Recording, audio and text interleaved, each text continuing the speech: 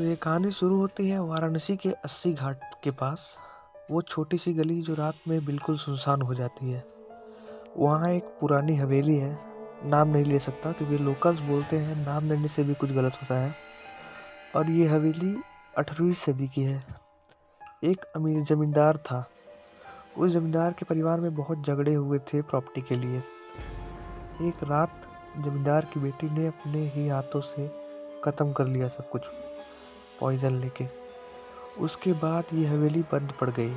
लोग कहते हैं कि उसकी रूह अब भी वहाँ भटकती है, waiting for someone to return her home, मतलब वेट करते हैं ताकि वो वापस आए।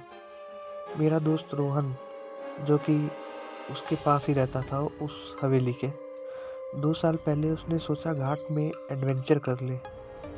तो जब वो कैमरा लेके अंदर घुस गया, रात के 2 बजे थे। बाहर गंगा की आवाज़ आ रही थी, लेकिन अंदर बिल्कुल सन्नाटा था। पहला फ्लोर नॉर्मल था, टूटी फर्नीचर, धूल। वो ऊपर गया, सीढ़ियाँ चढ़ने लगा। तभी ऊपर से एक आवाज़ आई, जैसे कोई धीमे से रो रहा हो। रोहन वहाँ पे रुक गया, सोचा शायद हवा होगा। फिर जब वो आगे बढ़ा, दूसरे कमरे में पहुंचा, वहाँ एक पुराना आईना था, टूटा हुआ। उसने फ़ोन की टॉर्च ऑन की और आईने में उसका रिफ्लेक्शन नहीं दिखा, सिर्फ अंधेरा। रोहन का दिल जोर से धड़का।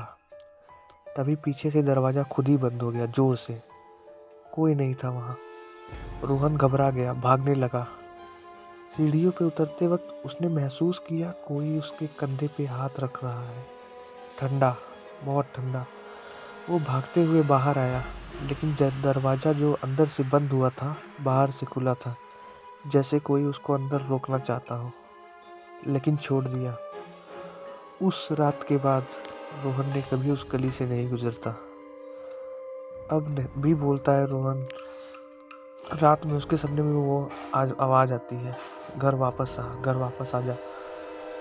और दोस्तों, ये सिर्फ उसकी कहानी नहीं है। लोकल्स बोलते हैं कि लोग वहाँ गए हैं, फ़ोन पे रिकॉर्ड किया, लेकिन रिकॉर्डिंग में सिर्फ स्टैटिक और एक औरत की चीख सुनाई देती है।